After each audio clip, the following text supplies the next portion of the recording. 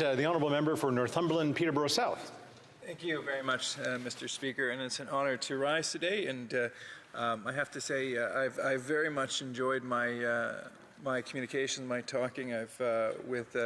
With the member from Vancouver Centre. We've had a number of great conversations about varied issues, including seniors issues, and I have found her to be an outspoken supporter and critic when it comes to seniors issues. So an absolute privilege to be standing here and on legislation that she has no doubt proudly brought forward. So just to level set here, so this is an enactment that amends the criminal code to create an offence for long-term care facilities, their owners, their managers, who fail to provide necessities of life to residents of the facilities. So I believe it was Rawls who said that if we could go back to what he called the original position, meaning that if in fact we could all, if we knew we were entering society, but we didn't know how we were going to enter society, it would make sense that if we knew that one of the outcomes was to be in one of the more difficult positions in our society, we would want to do everything we could for that individual. So, for example, if you didn't know, if you were sitting outside of the world, just as an experiment of the mind, as it were, and you were to come into, if you were going to come into this world, not knowing where you were going to come in, whether you were going to come in as Bill Gates, as a billionaire, or whether you're going to come in as someone at the very end of the economic spectrum.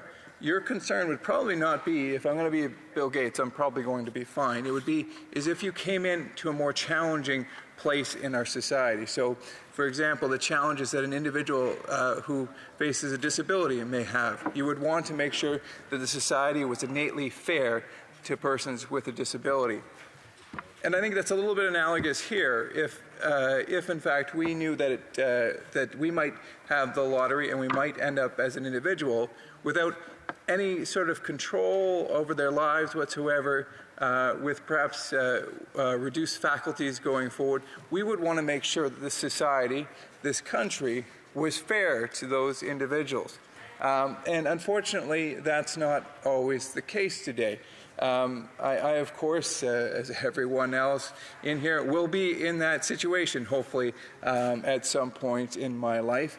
And that's a little bit of the different than the original position, is that most of us will be in that position where we will be coming towards the winter of life, and perhaps facing reduced faculties, and have our complete life, our complete existence, from food to our recreation to just even seeing daylight, completely at the control of someone else. What a difficult position to be in. I've often I really kind of revel in the wisdom of folks who are a couple of years my senior, and so I've often had conversations with individuals, and it can be a very challenging time. And I might say for individuals especially who have had very high-functioning lives, right? People who have been in charge of many others' destinies in life, people who have been surgeons and doctors, people who have had lives under their very control, who've had control over everything in their life, and have been successful in life. And they find themselves now in a state where they are completely reliant on others. And what a sacrosanct responsibility for those individuals who are now in charge of these individuals who have given so much to society, who really have built the greatest country in the world. And so we have such an incredible responsibility to make sure that those people who built our country are taken care of. And unfortunately, we heard through the pandemic and before the pandemic, oftentimes of people who just didn't get fair treatment for their life.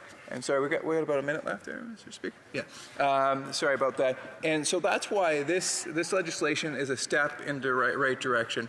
We as a society have to make sure that those individuals who've given their entire life to building this country, to building the best country in the world, are protected. And if, in fact, others are letting them down, there has to be consequences for not providing these people the care when they need it most. Those individuals who, in some cases, are completely and utterly reliant on those individuals. And so if there is neglect, or worse, if there's willful neglect or even purposeful harm, these individuals must be held accountable, and that's why I will proudly be voting for Bill C-2995, and I thank the sponsor of this bill for bringing it forward.